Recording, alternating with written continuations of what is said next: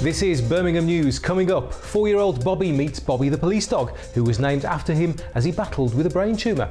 We're at Sandwell College finding out how 2 students are attempting to get young people interested in Brexit. We meet volunteers at the Haven charity in Wolverhampton who've been given a Royal Award. And we catch up with the Special Olympic athlete at the tea party in Birmingham. It's your news for Birmingham and the West Midlands.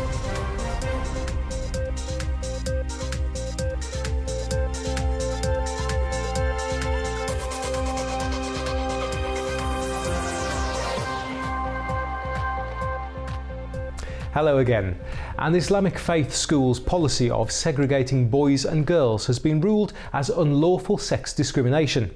The case was heard at the Court of Appeal as Ofsted challenged a High Court ruling clearing the Al-Hijra school in Birmingham of discrimination. Ofsted's lawyers argued that the segregation left girls unprepared for life in modern Britain, and appeal judges ruled the school was discriminating against its pupils, contrary to the Equality Act.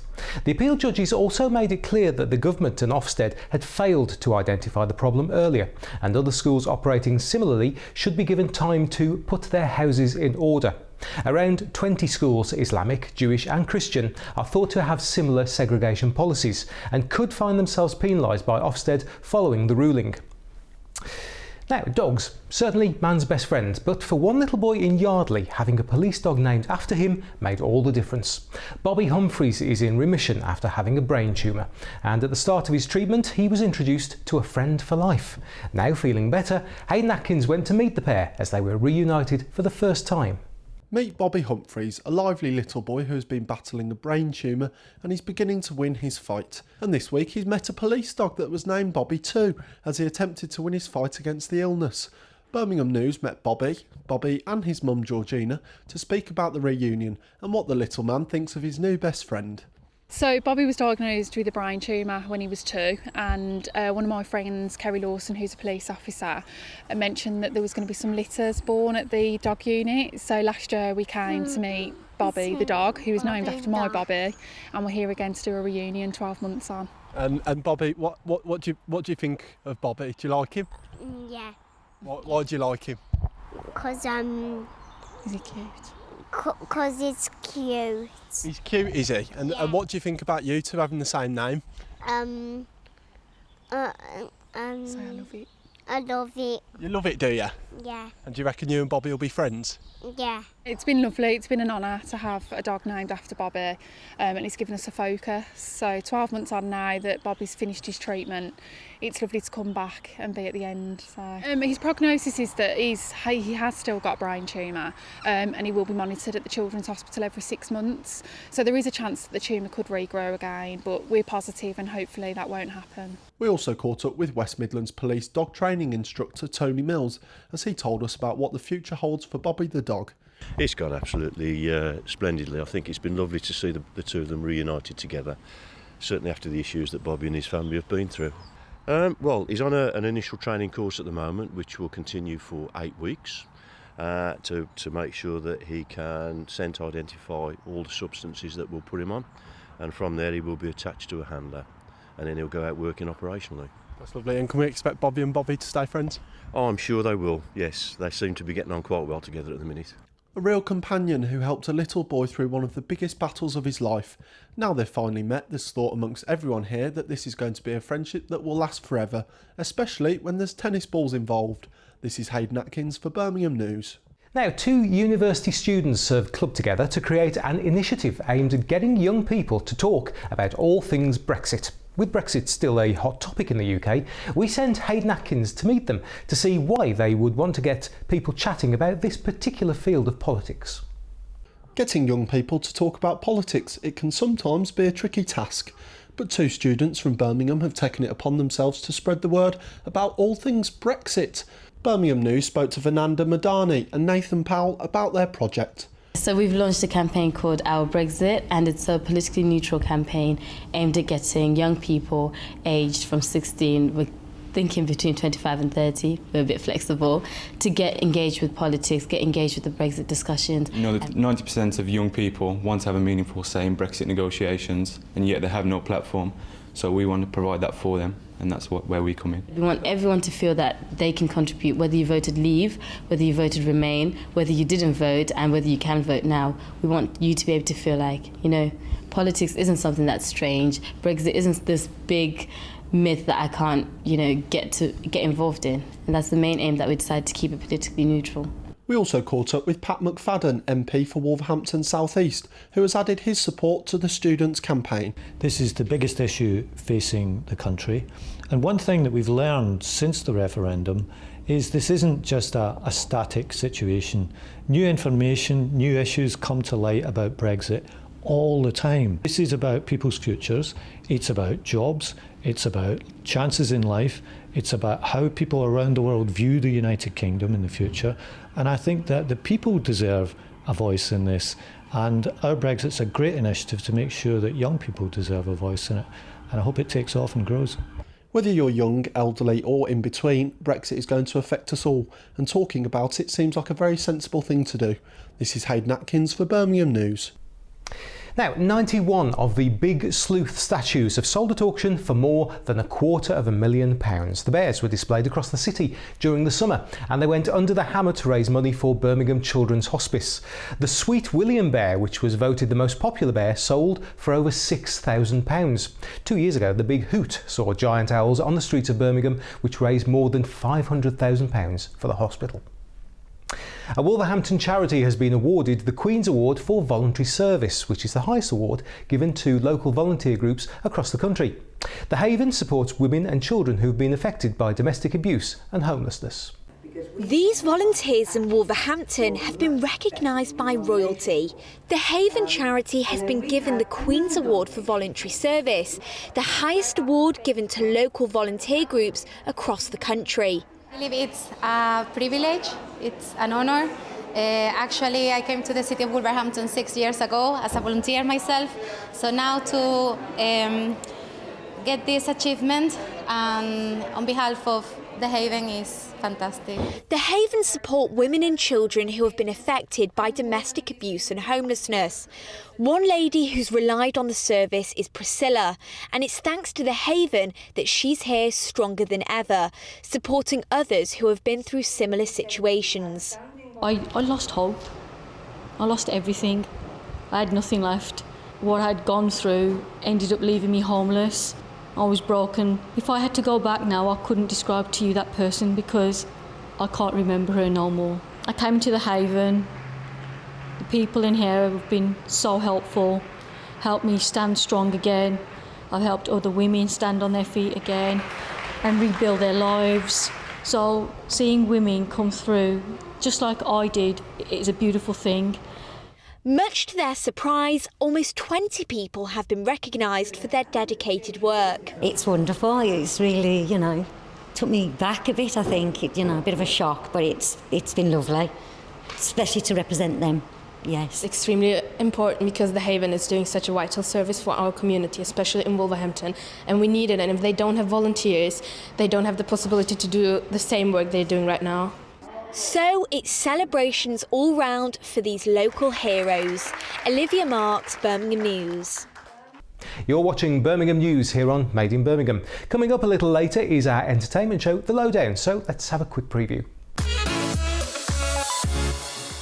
Join us shortly on The Lowdown, where on the show we'll be speaking to the man behind the costumes that you see at Carnival. Yes, Taffy will be talking to Professor Black, and also we'll be catching up with our film connoisseur Carl Jones as he gives us the latest. Then we head over to the Big Sleuth auction as Birmingham Children's Hospital tries to raise a lot of money with the Big Sleuth bears as they find new homes. And we'll be seeing George in shorts while he prepares for the big Birmingham run. So don't miss that. And we've got Esther Turner playing for us as well. Now then, you might remember a couple of months ago we met some of the athletes who took part in the Special Olympics representing Birmingham. Well, now they've been recognised by the Lord Mayor. Councillor Anne Underwood held a tea party for them at the Council House to congratulate them on their achievements. Birmingham News went along. Very excited. I am glad to be part of the Special Olympics, and I'll do my best in every event I go. Special. It's special to be within Special Olympics. I'm I'm meeting all everybody and meeting the Lord Mayor. It's just very nice. The things that I love about is swimming. Yes, I always do swimming. And I do table tennis. Yeah. And always being with my friends. Yeah. Exciting. And I'm proud to be here for the moment, yeah. It's changed my life. And in the 20 years that I've been here, I've represented my country in Japan. I've met a few celebrities along the way. I've made lots of new friendships and lots of outstanding experiences. And I wouldn't be where I am today without it. And well done to everyone who took part in the Special Olympics. This is Birmingham News. Still to come, we'll be finding out about a very special fundraising initiative for Birmingham Children's Hospital, and we'll have the latest sport too. All that and more in just a couple of minutes. Don't go away.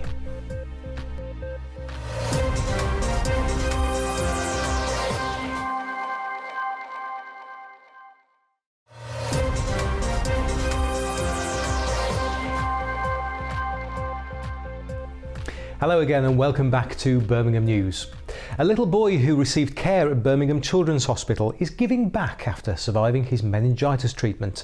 Dad, William Martin, spoke to Birmingham News about his son's attempts to raise money for the hospital in his own creative way. My son wanted to give back to Birmingham Children's Hospital. He was very unwell with meningitis. He was rushed there, filled with fluids and put into an induced coma over 5 days to recover from that. And the staff there were absolutely incredible, and without them he just wouldn't be here today. He came to me saying that he wanted to design some t-shirts and sell them on our fashion website Doll and Bone, and give all the profits of those proceeds to Birmingham Children's Hospital. Oh, fab. And how much have you raised so far? We've raised nearly £150 so far, which is really good. Wow. I mean, often with meningitis, it's obviously a very life-threatening illness, and people can lose limbs. And he was incredibly lucky, and is a perfectly healthy, happy 7-year-old. Good. And tell us a little bit more about the t-shirts. He had some, for example, a velociraptor on a unicycle. Everyone loves dinosaurs. Yeah, exactly. He had King Kong, Godzilla playing chess against each other. Pokemon, Minecraft, dinosaurs. My hope is to do it leading up till Christmas. Obviously things will hopefully pick up towards then. We'll raise as much money as possible for Birmingham Children's Hospital. We tend to do a lot of things for other charities as well, so when that one's come to an end just after Christmas, we'll be moving on to more charities as well. Cool. Just how good were the staff at the hospital? They were amazing. They were so quick to get everything under control and treat him as quickly as they could. And while they were there, they were very sort of supportive to us as parents as well, and reassuring.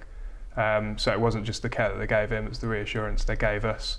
They also kept us up in, Birmingham Children's Hospital, next to it, they have a building where it's like a hotel, but it's for free for parents that can stay if their children are there, and to put us up there for a week was incredible.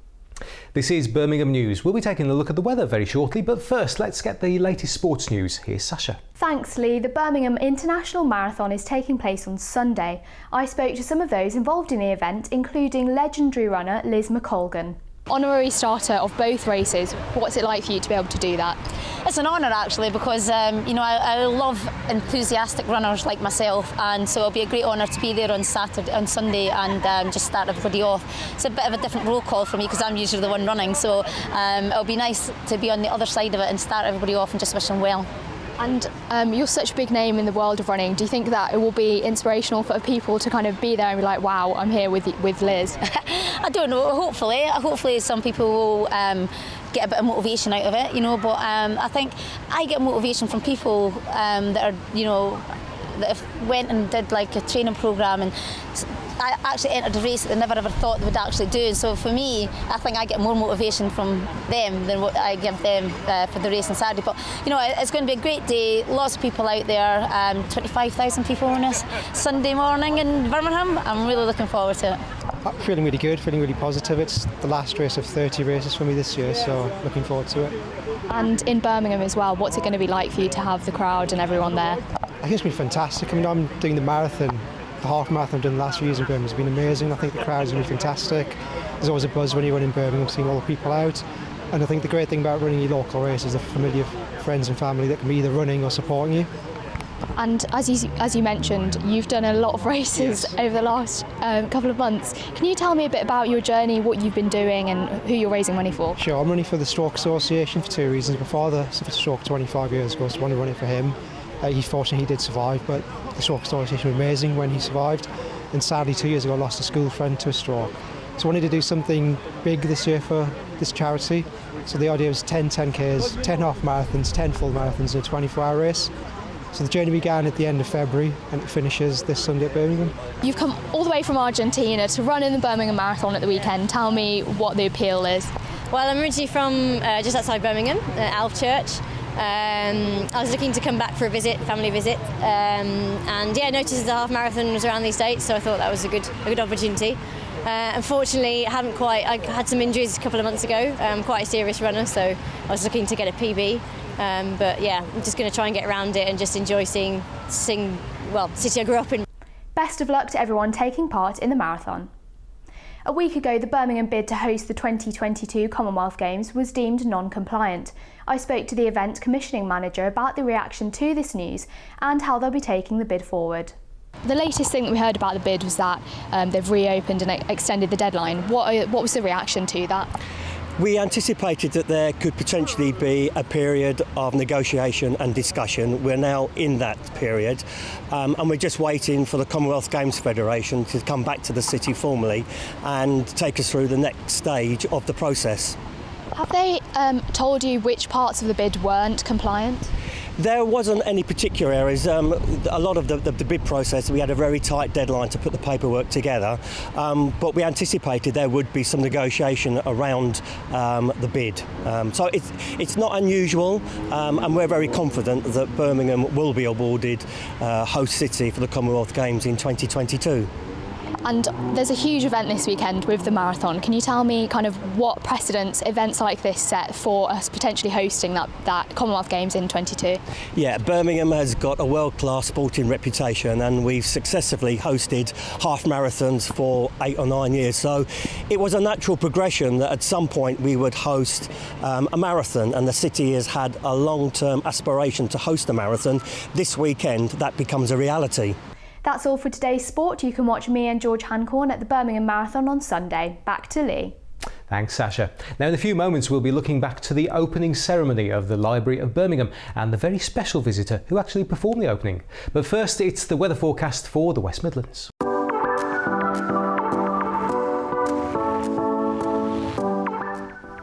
Hello. Well, despite it being October, we do seem to be seeing temperatures warming up into the late teens. We're taking a closer look at Birmingham and the West Midlands now.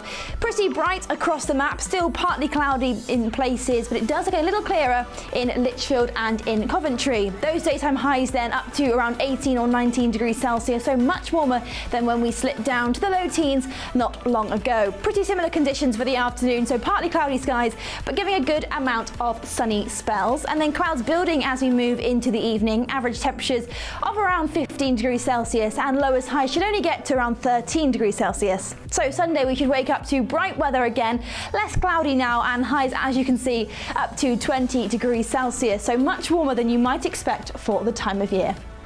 Now, this lovely shot was taken by Paula of Victoria Square, so thank you very much to her. And keep those pictures coming, send them to weather@madeinbirmingham.tv. The outlook then, temperatures aren't stopping there. Looks like we could possibly get up to the low 20s at the start of next week. Have a great weekend. And finally, the Library of Birmingham opened in September 2013, just over 4 years ago. Councillor Mike Leddy, the Lord Mayor at the time, officiated at the opening ceremony. He introduced a very special visitor to open the library. Malala Yousafzai had been shot for her beliefs that girls have a right to education. She was brought to the Queen Elizabeth Hospital in Birmingham as she continued her recovery. And here is how she opened the library. Honourable and distinguished guests and fellow Broomies.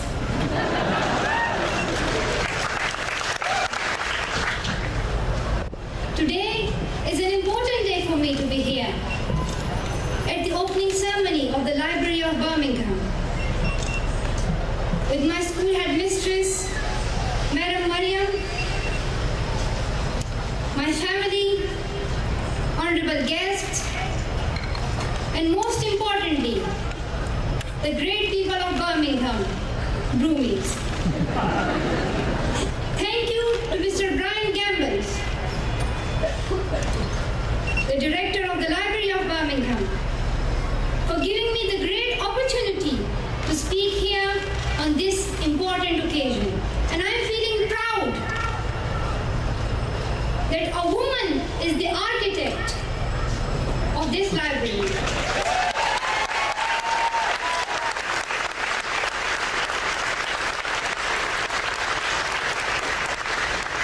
Thank you to Ms. Francie Hogan. It is a great honor for me to be here in Birmingham, the beating heart of England. Birmingham is very special for me because it was here that I found myself alive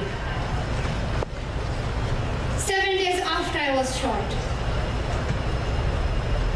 It is now my second home after my beloved Pakistan. And so then that's it for the moment from me and the team here at Birmingham News. Stay with Birmingham News though for the Weekend Magazine at 6 o'clock on Saturday and Sunday, and I'll see you during that for the Community Notice Board. Meanwhile, if you'd like to get in touch with us, then our email address is news@madeinbirmingham.tv. Thanks very much for watching. I'll see you later. Bye bye for now.